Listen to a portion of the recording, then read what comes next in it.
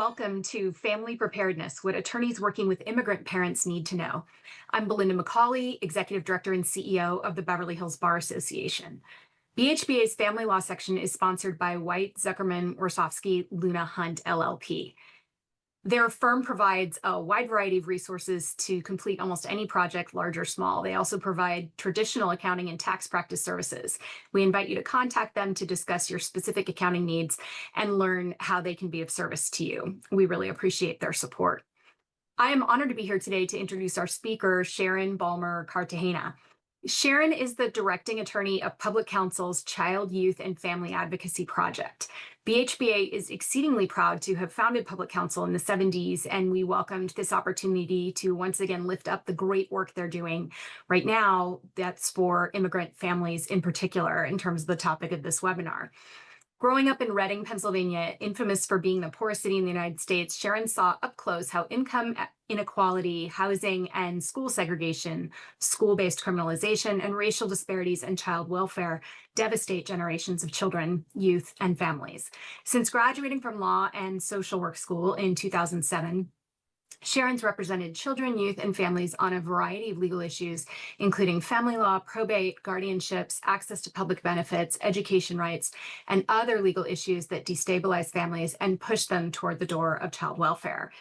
We appreciate her time today in educating us about how attorneys working with immigrant families can deal with today's realities. Sharon, over to you. So thank you so much. I'm really happy to be here today to talk about an issue that's really close to my heart and that I've had really growing passion about over the last several years, but really over the last 6 months as we've seen family separation 2.0 happen. The primary focus of my practice over the last 18 years has been the intersection of probate, family court, and dependency, and that plays out in our family preparedness cases. Next slide. So what we'll cover today is helping parents make a plan to reduce the risk of DCFS involvement. So we really come at this work with a goal of helping families specifically have their plan targeted to avoid entry into foster care. We'll talk about ICE's rules related to detaining parents, why most children hopefully will not enter state foster care system, and why having a plan and a specifically tailored plan is important.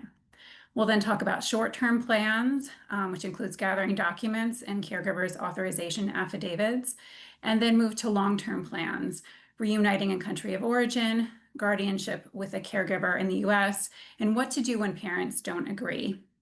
Next slide. So I always start these presentations, and we've been doing presentations for lawyers, for social work, and other helping professions, and for families. And I think in all of those presentations, it's important to take a second to pause. What we're going to talk about is incredibly painful and is not normal and should not be happening. Although we're going to be giving some practical tips, they are tips about planning for a long-term family separation after a deportation, which is triggering and traumatic, even to those of us who are not experiencing it directly, but are helping someone through it. Making a family preparedness plan is necessary, but it doesn't diminish the emotional toll it has. And I really do want to emphasize the emotional toll it has, both on the families who are making the plan and on us as attorneys who are bearing witness to really painful situations. So, that being said, please take care of yourself during the training. Go off camera if you need, grab water, and take a step away if you need. This will be recorded, and you will be able to access it later on if it is too traumatic to really think through this morning. So next slide. So the first thing we'll talk about is what deportation looks like right now. It's really helpful to set the stage on how to think through what a family separation looks like by thinking through how deportations have changed over the last couple months. Next slide. So deportations look different now. More people are detained without notice. Fewer people are released and allowed to make arrangements on their own. Detentions can be long, and the length of detention can be uncertain. And there is no guarantee, even though family detention exists, that families will be kept together. So again, it's really important to think this through with clients. They may have a perception or actually not know what a detention could look like. In making their plan, they should think about the fact that it's possible they could be detained for a month. It's possible they could be detained for several months. It's possible they could be detained in California. It's possible they could be moved around the country. If they're with undocumented children, it's possible that they could be detained with their children. It's also possible that they could be detained with their children and sometime during the course of their detention, separated from their children. We're seeing that happen, unfortunately, more and more. One last note, US citizen children should not be detained, although we have heard of that happening sometimes. Families with US citizen children should expect that they will likely be separated, with their children remaining not in detention and them potentially being detained by ICE. Next slide. So ICE's rules for detaining parents and how to interact with parents that they have detained have changed. So on July 2nd, ICE revised its directive for the detention and removal of parents. Although many of the elements of the prior policy are still present, the language describing ICE's obligations is a lot squishier. There are a lot more caveats, a lot more gray areas written into the policy that allow ICE to not fulfill what had previously been firmly held obligations. I highly recommend reading both the directive itself and a comparison of the policies put together by the Women's Refugee Commission, both of which should be in your materials. In practice, I have not seen ICE officers consistently allow parents to make time to make care arrangements. I have not seen consistently detained parents be allowed visitation or ICE assisting parents in participating in custody or dependency proceedings, although these items are discussed in ICE's policy.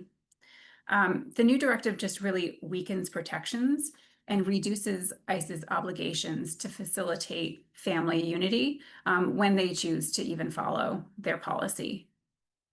So next slide. So the biggest question that I get when I go out and present is, will kids go into foster care if a parent is deported? And the answer is probably not. And when I have spoken to the County of Los Angeles, the answer has been it hasn't really happened yet. So one of the big goals of my work is to make sure that stays true, that children are not entering the state foster care system as the result of deportations. So DCFS will only get involved if someone calls the child abuse hotline and actively alleges that the parents have abused, neglected, or abandoned their children. So just because a child is left alone doesn't mean necessarily that DCFS will, appear on the spot. Someone needs to reach out and make that allegation against the parent. And although ICE's instructions say that they can call DCFS or local law enforcement, who then themselves may call DCFS, it doesn't seem like that is happening in California. As I said, I've connected with the County of Los Angeles and also spoken to advocates around the state. And it doesn't appear that right now the child abuse hotlines that are being operated, by county governments are getting those calls, which for me is likely a good thing, although a question for what is happening if folks are not calling the Child Protective Hotline for kids whose parents have been detained. Even if ICE were to call DCFS, deportation alone is likely not enough for kids to enter foster care unless there is something else present, and we'll get into that in a second. And although most kids should not enter foster care, deportation So although most kids won't enter foster care, we understand that a lot of families have fear. So you may get questions from your clients about potential of entry into foster care. We know that their fear is real, and that's a really scary moment for a lot of your clients. You may also hear on the news that immigrant children are entering foster care following a deportation. Generally, those cases are happening in other states where the laws regarding entry into foster care are potentially slightly different. I know of one case that happened in Ohio and another in Florida, and have spoken to advocates in those states about what has happened in those situations. Um, there's also a thing called federal foster care that is operated by the Office of Refugee Resettlement, or ORR.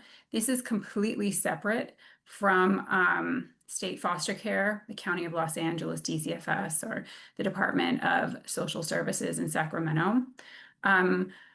When I read the news articles about deportation and family separation and I hear foster care, I often really read it closely to see if they're talking about state or federal. And I found that almost always, although no, not completely, they're talking about federal foster care, which again is a system of shelters and foster homes operated by the federal government that doesn't have a court case attached to it. So there's no way for parents to ask for visitation, get appointed a lawyer. They're just it's sort of a shelter care system that the federal government operates, that people call foster care, but is quite different than the state foster care that you may think of when you think of the Department of Children and Family Services. So next slide. Okay. So just to go into this with some data. So with the caveat of 2023 was the first year that this data was collected, the feds did begin collecting data about the circumstance at time of removal. Circumstance is not the reason for removal. It's just other things that may have been present when when a child entered the state foster care system. And as you can see, immigration, deportation, and detainment is a very, very small number of kids nationally who had the circumstance of a deportation being present at the time they entered foster care. I actually had some time yesterday and did some more digging into this data, and it's interesting that most of these cases were from Texas. So it was about 900 of the 1,007 that were reported here were from Texas. So I don't know if that's a data reporting issue, since this is a new data collection point for the states, or if it is just that this is happening more often in Texas. I'll be really excited to see, well, not excited, but I'm really interested in seeing the 2024 data to see if we have better data collection or what this looks like as both the ICE raids go on, and also probably state data collection becomes better as they get more used to this data point. Next slide. So how does state foster care get triggered?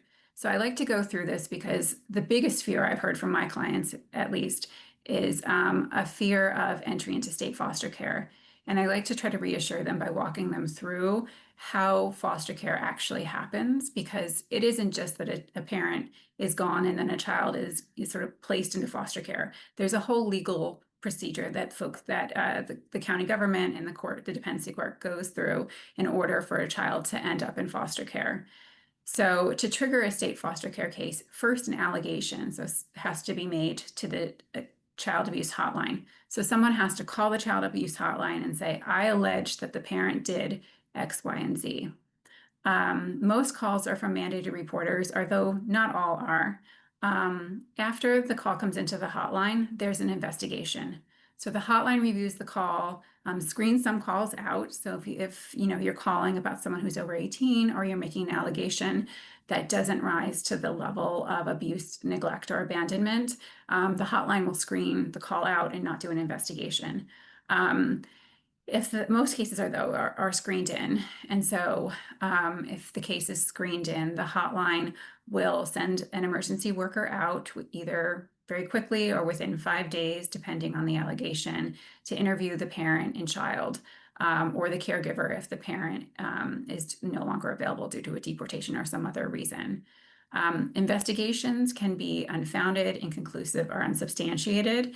Most investigations are unfounded or inconclusive. The amount of cases that are substantiated are actually very, very small in LA County and across California. It's I think about, it's in the like 14-15%.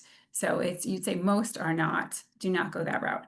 Even if it's substantiated, that does not mean that a child will enter foster care. It means that there's going to be a risk assessment to determine whether there's enough risk regarding the substantiated allegation to place a child into foster care. And LA County and counties in California use something called structured decision making, which is essentially like an app. It's an algorithm that talks about a parent and family's risk and whether that child has a high enough risk score to enter into the foster care system. And so if the family has a high enough risk score, then there would be a petition filed alleging something under Welfare Institution Code 300, that the child is at risk and the parent has committed an action under WIC 300. And then there will be an open foster care case. However, I do want to say that even if a case is an investigation is substantiated, it's possible that that there could just be a safety plan, which is not a dependency court case, or the investigation could be closed if the risk level is low enough. And so really most cases that get called to the hotline, get investigated, even that get substantiated, don't result in a child entering the foster care system. So next slide. So to open a dependency court case, the county has to allege that the parent did something under Welfare Institution Code 300. And here are the different prongs of the things that a parent could have done. The most likely for a deportation case would be neglect or abandonment. So it's really helpful to look at those specific definitions when you're thinking about helping a parent make a plan to avoid an allegation like this, or the county filing a petition against them alleging an allegation of neglect or abandonment. Neglect in this case would likely mean failure to supervise or failure to provide, under abandonment, failure to provide provisions for support. So you really, for parents, you really want to talk with them about how they can make a plan that addresses making sure their child has a caregiver to supervise and care for them, and that there's be a provision for support. So when I talk to my clients, we talk about both of these elements specifically in making their plan, both who is going to care for their child and does that caregiver have the ability to provide a provision for support. You wouldn't want a case where a parent is charged with a failure to protect because they left the child with a caregiver who wasn't equipped to be able to adequately care for them in a safe way. So next slide. So hopefully with that really, really brief explanation of sort of the beginning part of the dependency court system, you can see that it's unlikely that children will enter the foster care system based solely on a deportation, and that families can reduce their risk of entering the foster care system by making a plan that really keeps in mind the elements of WIC 300 that they'd be most at risk for kind of triggering. And so when you're talking with your clients about it, as lawyers, it's really critical to think the elements of 300 and how did this plan specifically protect the client against an allegation under WIC 300. And so I ask folks to make both short-term and long-term plans. And so a person's plan should really be focused on ensuring their child is not left without provision of support immediately following deportation, and that would be the short-term plan. But it's also helpful for, at least I find it's helpful with my clients, to talk through what their family needs beyond this goal, beyond just a protection against a WIC 300, and to have a plan that allows them to accomplish their long-term goal, whether that be the children reuniting in their country of origin or the child staying with a guardian in the United States. So I ask them that, what is your long-term plan? Do you want your child to reunite with their kids in their country of origin, or will the children be remaining with a caregiver in the US? If the parent, your client, isn't sure, it's okay to plan for both options so that if they are faced with deportation, their children will be cared for while they think through what would be best for their family. Short term is really the days and weeks, and I would say moments after a deportation. And long term is the years and months that follow. Really thinking through, especially if you've got a young child, it could be many years until the child's 18. And so thinking through what is the plan for the care of the child for that time if your client is not able to return to the United States. Next slide. Okay. So deportations happen really unexpectedly, and it's important to have a plan for the care of children if they are with the parent at the time of detention, or if they are not, thinking through who will pick the children up from school or daycare in the hours following the detention of a parent. Next slide. So getting a plan in place.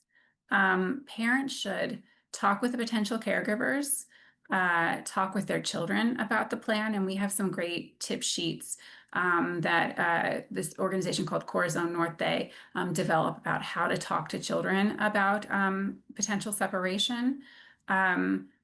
Really highly recommend to clients gather vital documents now, that they inform their community about the plan. So the schools, the daycare provider, neighbors know of a family's plan and can help support them, since the parent will not be there to implement the plan themselves. And really important to advise clients about updating the emergency contact list at children's schools and daycare. It's really important that the folks who your clients may want to pick their children up from school are already listed as emergency contacts and able to pick children up on those sheets that daycares and schools provide to parents to fill out. In choosing who will care for children, I really encourage my clients to think about several different factors: how comfortable their children are with a potential caregiver, how quickly the caregiver can get to their kids if the need arises. If someone is detained on the street with their children, they may need to have the caregiver get there quite quickly. And even if not, if they're detained by their children at school, making sure that someone is able to know about that and get to the school at release time, so the child doesn't have the compounded trauma of waiting and no one comes and then finding out it was because their parent was deported. I ask people to talk about how the caregiver might meet their children's needs, especially if their child has special needs, and how easily did the parent and the caregiver communicate. Communication is going to be really key during the separation, because I found that some folks sometimes the stresses of taking children in unexpectedly, the cost of that, the stress of the deportation happening can lead to some breakdown of family relationships. So it's really critical that the caregiver and parent have a good relationship and good communication, so they're able to work through those things. Although the caregiver does not have to have legal status themselves to serve as a caregiver for a child, parents should think about their caregiver's own risk of deportation, and if they are choosing someone who's undocumented, who might be a backup plan if that person unfortunately was also detained and deported. It's really important, and I mentioned this, but I'll stress it again, for parents to talk with their selected caregiver about their expectations of the caregiver and what expectations the caregiver has on them. This tends to be where the resentment builds and where some of these things fall apart. And the parent is really relying on the caregiver to both care for their children and be the bridge between them and their children. And so it's so critical that resentment doesn't build up, so that the parent has ongoing communication and access to their children, even if they aren't in this country. So parents should talk to their children in an age-appropriate way about the plan and who the caregiver is going to be. Ideally, the child, if they're able to, memorizes the caregiver's name, is able to tell their school or daycare provider oh, my aunt, or oh, my godmother, someone is going to pick me up and it's going to be this person.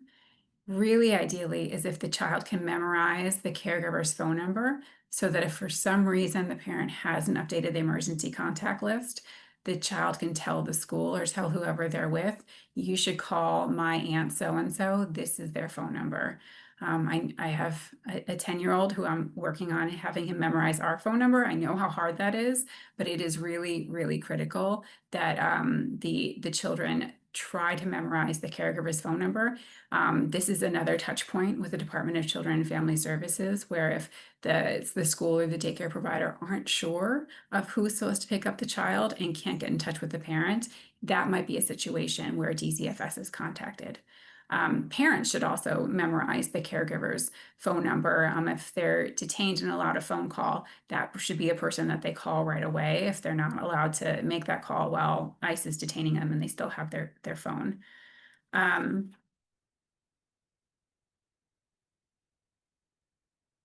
gather documents. So we're going to talk about that in actually a second. If you could go to next slide. So it is really critical that parents gather documents. Some of these documents are next to impossible to obtain by someone who is not a parent and doesn't have legal guardianship. And in some cases, you'll want to avoid legal guardianship. So really so much better if parents are able to get these documents now, potentially several copies. So I advise my clients to get school and medical records, especially vaccination records, because those are going to be needed for school enrollment, health insurance cards, vital records like birth certificates. You're going to want certified copies of birth certificates. Again, something quite difficult to get if you're not the parent and you don't have legal custody. Social Security cards. We've been advising all of our clients to try to obtain passports for their children in advance. I've heard, well, I can't get a passport because one parent isn't available to sign. And there is a way to get a passport if one parent isn't available to sign, if you can show that you looked and tried to locate that parent, and that's the DS 5525. And there's also the DS 3053, which allows a third party to sign to authorize the passports.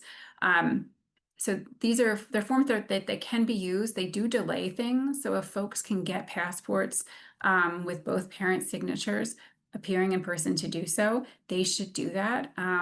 We have had several incidents where the inability to obtain a passport was a real problem in reunification in country of origin.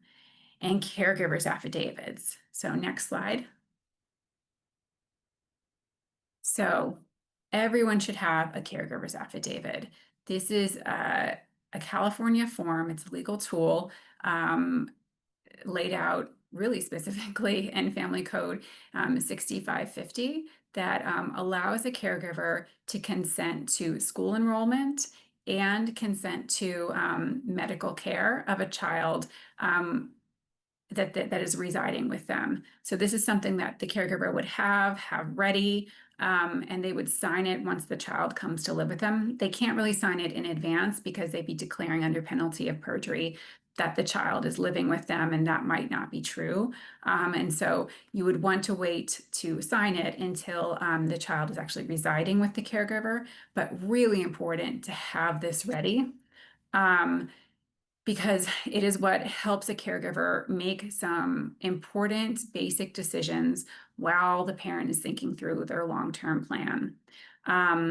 It actually isn't necessary to apply for CalWORks. So if you have clients who are interested in applying for CalWORks, either because they need it financially or if they're non-needy caregivers and would like to have it to supplement the child's needs, you don't need a caregiver's affidavit or a legal guardianship. There are a lot of ways to prove the child's living with you and your relationship with the child for CalWORks. So that's sort of a whole separate presentation, but it's important to know that a caregiver's affidavit is not needed, but can be helpful for CalWORks. It will be needed for some basic educational decisions and also some medical decisions. Relative caregivers can consent to the same medical decisions as a guardian. And so for a relative caregiver, caregivers affidavits are quite powerful. For non-relatives, they can only consent to medical care that is related to school enrollment. So it's really like sports physicals or immunizations. So it's more limited for non-relatives. Other things to know is a caregiver's affidavit. So there's been a lot of talk about caregiver's affidavits lately. It does not give someone custody. And so you couldn't use a caregiver's affidavit to override a custody order. You couldn't use a caregiver's affidavit to necessarily pick a child up from school if you're not already on the emergency contact list. And it doesn't give anyone custody or guardianship.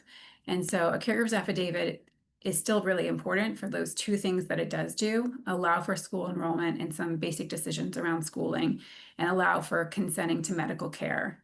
You cannot, I think, unfortunately, use a caregiver's affidavit to enroll a child in daycare or preschool. It's unclear in the law whether you can use it for TK, because the caregiver's affidavit, that section of the caregiver's affidavit was written prior to California creating TK. You can't use a caregiver's affidavit to get vital documents, apply for regional center services, or apply for SSI or other Social Security benefits. Next slide. So how to fill it out. So I have a copy of it here. You can provide your clients. We also have a copy on our website, and the court has a copy on their website. A caregiver's affidavit does not need to be notarized, signed by a parent, or stamped by the court. So it was really drafted in the early mid-90s with the idea of making it really easy so that caregivers who were taking care of kids without their parents around would be able to get the basic things fairly easily. So making sure kids stay in school, making sure kids can go to the doctor if they have an ear infection. And that's why it's a fairly easy form to fill out, and also does not need to be notarized, signed by a parent, or stamped by the court. Next slide. So short-term guardianship power of attorneys. So I see these a lot, unfortunately, and I really don't like them. They are really not the best way for folks to make a plan in this situation. I think number one is because they're misleading. They're not guardianships. As many of you know, you cannot transfer custody or create a guardianship with a power of attorney in California. And so calling these forms a short-term guardianship power of attorney is just very misleading. A lot of the folks who do fill out these forms and often go to like notarios to get them processed spend hundreds of dollars thinking that they have set up a guardianship when they have not. They are not guardianships. They do generally cost a family quite a bit of money. When I've talked to folks who've had these, sometimes they come to our guardianship clinic and say, I have this guardianship already, let me show you. And when we tell them it's actually not a guardianship, and they're quite upset because they've paid several $100s to do that. And a lot of the folks who are needing to make these plans and needing to fill this out don't have a spare couple $100s to spend on a worthless piece of paper.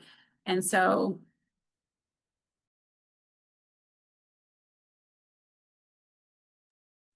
I had a fire truck go by.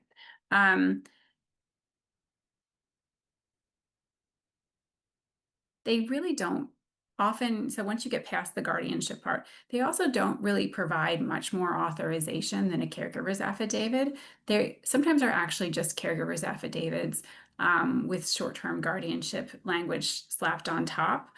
So we really do encourage people, when they're thinking about what kind of form that they want to complete, to do a caregiver's affidavit as opposed to a short-term guardianship power of attorney, or really even any power of attorney if they're a relative.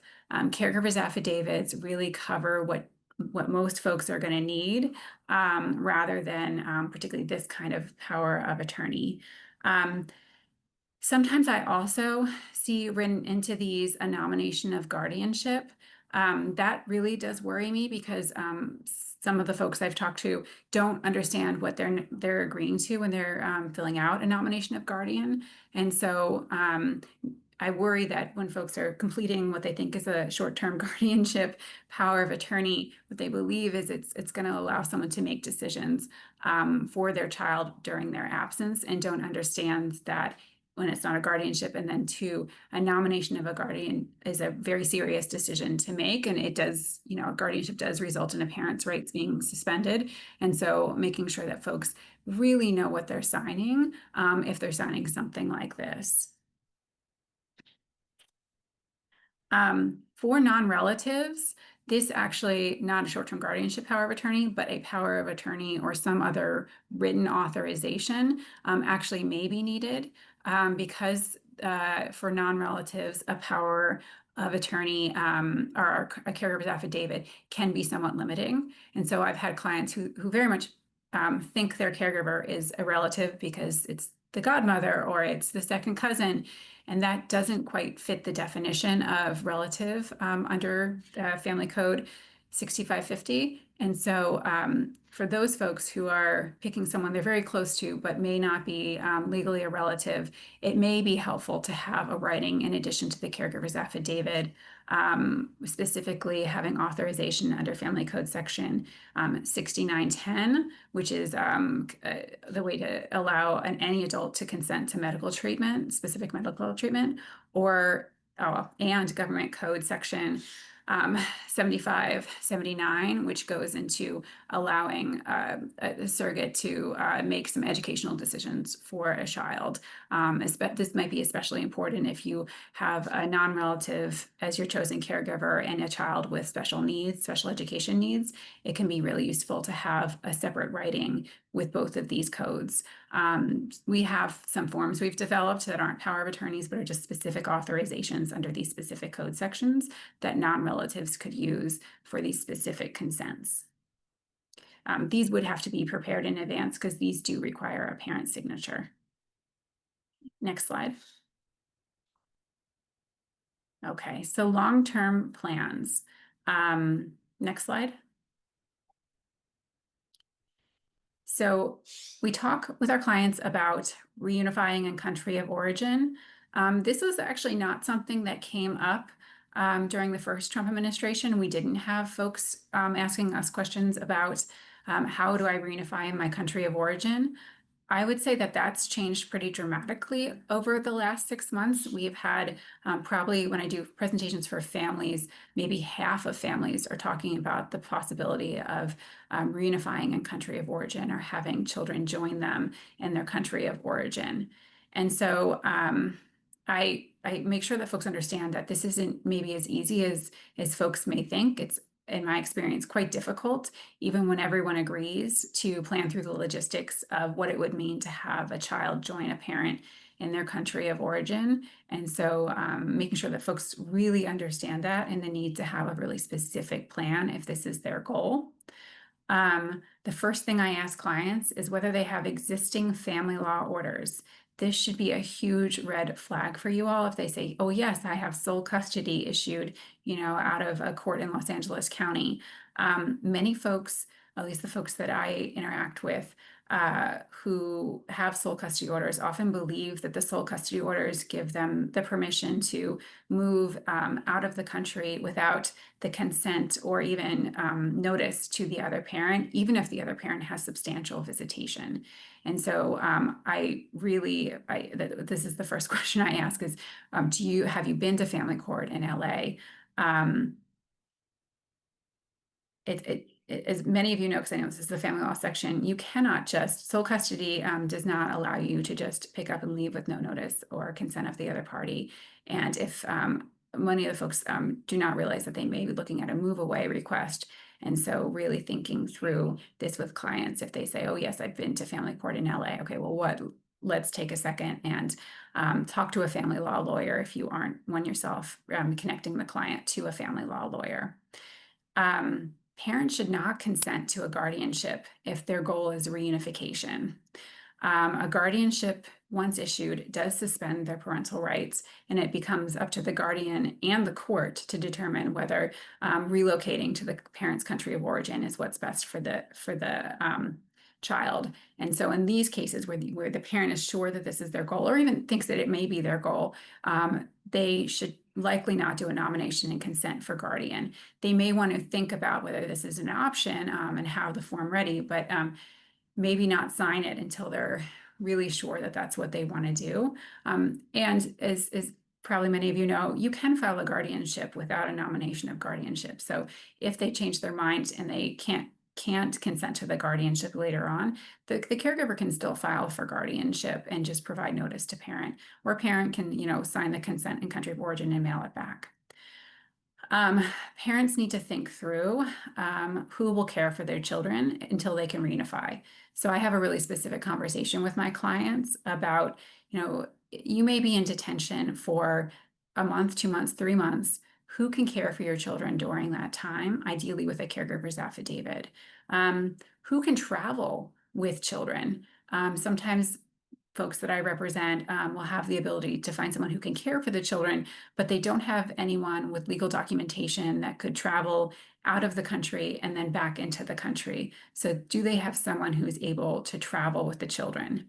And then getting the documents together. Again, getting passports in advance is really ideal. And so I really talk to my clients about the risks of, it's very scary to go anywhere in person, especially maybe to the post office. You don't know, where ICE is. So thinking about weighing that with how difficult it might be able to be to get passports once you're out of the country and your children remain here. And then a notarized travel consent letter can be really helpful to show that the person who is not going to be the legal guardian, but who is a caregiver, has the ability to travel internationally with the children. So next slide. So what if the other parent does not agree for the children to move? So as I said, even parents with sole custody do not have the absolute right to move without notice. And if your client is in this situation, it's really critical that you refer them to a family law lawyer, if you're not one yourself, to talk through what it might mean to relocate internationally, given their specific custody orders. Next slide. So moving to probate guardianships. So this is another great option for folks to think through. It's quite different. Transferring custody via a probate guardianship. So probate guardianship is a legal process that transfers custody from a parent to a non-parent. So the non-parent can make almost the same decisions as a parent, although not entirely. I ask my clients, does a probate guardianship make sense for you? It may be an option if the parent would like their children to stay in the US with a guardian long term. And so I've seen cases where children are in high school and the parent would like the children to finish high school in the United States. And so that makes sense, right? The parent wants the child to stay, and they understand that the child will be with the guardian, their rights will be suspended, but the child will be 18 in a couple of years. And the child also has the independence to reach out to the parent sort of without the caregiver, although if there was a dispute, there could be some issues there. A probate guardianship is something to really think through when you have smaller children, because again, it does suspend your parental rights, and a probate guardianship can be very difficult to end, especially if the guardian has acted as a day-to-day caregiver for a period of time for the child and basically established themselves as a de facto parent. And so I really ask folks to really think through whether or not this is what they want to do, because they have their caregiver's affidavit, right? The caregiver can use that for temporary care, and then they can spend some time thinking about whether it makes sense for them to have a guardian for their child or consent to a guardianship. Can a parent set up a probate guardianship in advance? They can't, and they shouldn't, because that would be suspending their parental rights while they're still here in parenting. But they can sign the nomination of guardian. I usually tell my clients to sign the nomination of guardian form, just because it's a lot easier for them to have, although they can do a separate writing. The separate writing would need to be notarized. So the other question I get a lot is, can anyone be a guardian? So legal status, immigration status is not relevant to whether or not you can become a guardian. Folks who are undocumented absolutely can apply to be probate legal guardians of children. They will have to go to potentially a court hearing, although they could do that remote, but they probably will have to go to their court investigation in person. So they have to know they're going to have to physically go to a court building in person and speak to a court social worker. They likely may be able to figure out how to do the rest of the hearings remote, but some of that is sort of up to the judge in the courtroom and their own tech savviness. I also get a question a lot about age. Can an 18-year-old sibling be a guardian? Yes, an 18-year-old sibling can apply to be guardian. The court will look at the ability for the 18-year-old sibling to care for the child, care for their siblings. And so it's going to be really fact dependent on what is happening in that household. What ability does the 18-year-old have to care for the sibling, or 20 or a young adult sibling have to care for their younger siblings. Generally, the guardianship process is the caregiver filling out a petition, giving notice, and then preparing and that participating in that interview with the court social worker, and then attending at least one hearing. We have a full training on how to do probate guardians, which I can put in the materials. We also have an attorney manual on that for helping folks with guardianship. However, if you have clients who aren't able to afford hiring an attorney, they can also come to our ProPer clinic. So we have a walk-in ProPer clinic Monday through Wednesday, 9 to 3, where folks can just walk in, and if they're willing to wait a little while, we can assist them with their pleadings, and we can assist both folks who are petitioning. We can help them with their notices and help them with their letters and orders.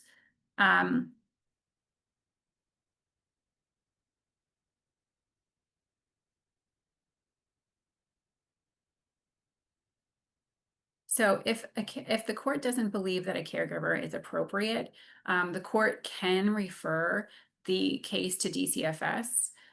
So if the court refers a case to DCFS because they believe there's abuse, neglect, or something happening, DCFS will then do an investigation and determine whether or not dependency will take that case up. When I've spoken to DCFS about this, I think last year they got 49 referrals from probate court, while there were several thousand probate guardianships filed. And so this isn't a really high number of cases that are being referred to DCFS. I know folks are very, very scared that if they go to probate court and the guardian is undocumented or an older sibling or doesn't have housing that's entirely they believe the court would feel is appropriate, will the case get sent to dependency and the children be separated? That doesn't seem to be something that's happening. It certainly is a risk because absolutely the probate court does have the ability to call in DCFS to take a second look at this, see if this case belongs in dependency. But the probate court isn't doing that in high numbers, and DCFS is taking those cases in even lower numbers. So although my clients ask about this a lot, and it is a risk, it doesn't seem to be something that is happening frequently, where folks go into probate court and end up in the dependency court system. I'm not saying it never happens because I haven't seen it happen, but it is something that happens fairly rarely in my experience.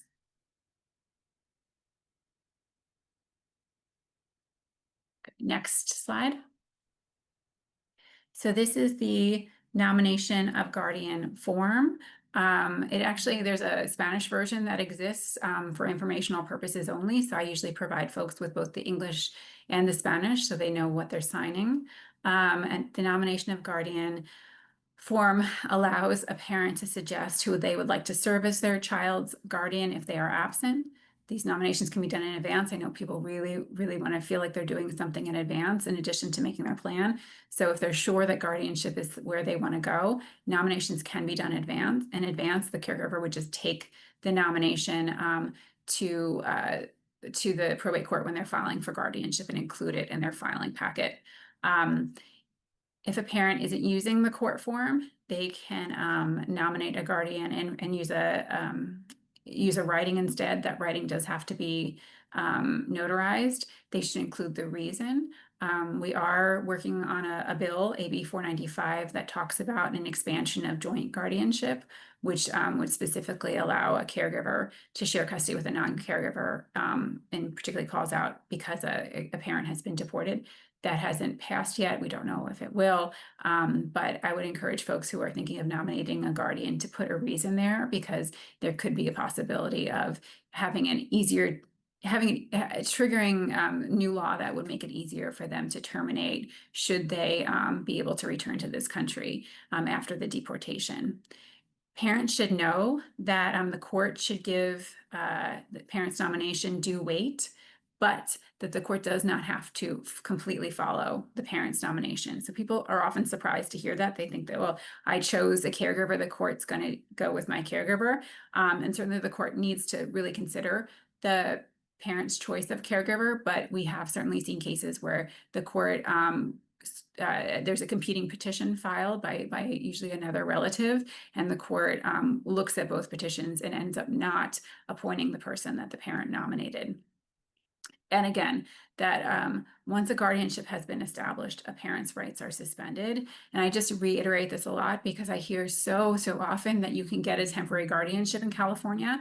And as you, the family law section, note, you can't file for a temporary guardianship unless you file for a permanent one. And so there is sort of no just temporary guardianship in California. If you apply for a guardianship in California, it's a permanent guardianship. And a parent really has an uphill battle terminating the guardianship if the child has been with the caregiver for a long period of time, which often is the case as that I've seen with parents who are deported, because it often takes some time to even be fully deported, and then even more time to be able to re-enter this country. And so when I've had these cases, it's been sort of several years while the guardianship has been established. And that really does put the parent at a disadvantage as far as terminating the guardianship. Next slide. So what do parents do? What if the parents do not agree about the guardianship? And so the other parent has the right to notice under Probate Code 1511. And so it's important for folks to know, or for clients to be advised, that they can't sort of, even if they have sole custody, they can't transfer their sole custody to the guardian. The guardian would have to go to court and petition and give notice to parent, and the other parent, if available, could stand up and say, I object to this guardianship. It's not needed because I'm here and I'm available. And so there's no sort of guarantee for the parent, even if they have sole custody, to sort of give custody or transfer custody to somebody else. This seems to be a really commonly held misconception among folks. So I really highlighted here to discuss with clients, because clients, especially clients who have sole custody, may firmly believe that they can just sort of transfer that custody to somebody else if they become unavailable, and not realize that that has to be a separate court petition with notice to the other parent, and the other parent has an opportunity to be heard. And then I'm just highlighting, because I got this question recently, well, what if the other parent can be found? It is possible to have notice to the other parent be dispensed if the caregiver is able to show that they really did a due diligence search for the other parent and could not find them. Next slide. So common tips for legal guardians. I really, deportation is incredibly traumatic for everyone around the family. And so just really encouraging people to use those caregivers affidavits. They don't need to file for a guardianship the day after a deportation. They can use the caregivers affidavit unless there are other factors present. They can, but if there's not a specific need for the guardianship right away, I really encourage people to use the caregiver's affidavit and think about what the long-term plan is. Like, we don't need to file anything in court until we're sure what the long-term plan is, and then take that step, because especially with a guardianship, folks, it has pretty severe outcomes. That immigration status is not relevant to legal guardianship. That DCFS cannot require a family to file for legal guardianship. So sometimes we hear at our clinic, well, DCFS said I had to get the guardianship. That's contrary to both the law and their policy. their internal policies. And so they should not be telling people you have to get a guardianship. If individual workers are doing that, we'd love to hear about it, but also I would go up the chain of command because their upper management has really been strong on this is not an allowable practice. Most caregivers are going to qualify for public benefits. So if finance is an issue, most relatives will qualify for CalWORKs regardless of their own financial situation. So you can apply for something called non-needy CalWORKs, and you don't need guardianship for that. So if a relative is taking in children, they could apply right away for CalWORKs for the children and the Medi-Cal that's associated with CalWORKs. State foster care. So for relatives who are legal guardians, non-relatives who are legal guardians, they can apply for state foster care benefits. There's an easy way to do that through DCFS. It's an online application. And so once a temporary guardianship or a permanent one, if there no temporary is asked for, has been issued, the non-relative legal guardian can use that the orders and letters to apply for what's called state foster care. That wouldn't put a child in foster care. It would just be a separate payment that DCFS is issuing directly to the non-relative caregiver, because that non-relative will not be eligible for CalWORKs. And then Social Security, if there is already Social Security happening, they can once a guardian, so both relatives and non-relatives, once appointed guardian could apply to be the rep payee for Social Security benefits, or could initiate an application. A caregiver may want to file for guardianship if they want to add children to their health insurance. They are living in Section 8 or other public housing. They may have to file for guardianship to allow the child to live there, or they need access to a child's vital records. Next slide. And then what to do if children are also undocumented. So if children are also undocumented, it's still very critical to have a plan, the plan that we just talked through with all of those elements, because there is absolutely no guarantee that if ICE detains a parent, they'll also detain undocumented children. It's quite possible that an undocumented parent will be detained, whether undocumented children remain in this country. So those kids still need a plan for who will care for them and what the family's long-term goal is. It is possible that a parent will be detained with their children. And so your client should know, and if there's immigration folks in the audience, you all probably know this better than me because I'm more of a family law and DCFS defense lawyer, that it's possible that the children could be detained with them. It's possible that the children could be separated from them during detention. And so we have heard reports of children who were detained with parents, and parents were sent to adult detention, and children were reclassified as unaccompanied and sent to Office of Refugee Resettlement Care. And so parents should know that that's a possibility if detained with their children. Some folks are sent to family detention. Family detention is not a nice place. We've heard reports of spoiled food, lights being kept on at all hours, it being very, very cold. So it's not a great place at all. But it is a place where parents and children are together. And so we don't know if we haven't been able to see if there's any rhyme or reason of why some folks are separated and some folks aren't. It doesn't seem to be about the age of the child. We've had children who are teenagers separated, and we had cases where children as young as 3 were separated from their parents sort of without notice. And so parents should just know going in, make a plan for your undocumented children, but also know they could be detained with you, either detained with you and kept with you, or detained with you and separated. That is it. So next slide. And so if you have questions, please refer folks to our public counsel guardianship clinic, which is downtown. And we have a flyer in your materials. If you have reunification related questions, please have clients call us directly. And if you have questions yourself about like technical assistance, help with cases that you're seeing, or just questions about what to do, especially as it involves DCFS and county overlap, please feel free to email me directly. And then I don't know if there are any questions. So, no, I do not see any questions at this time.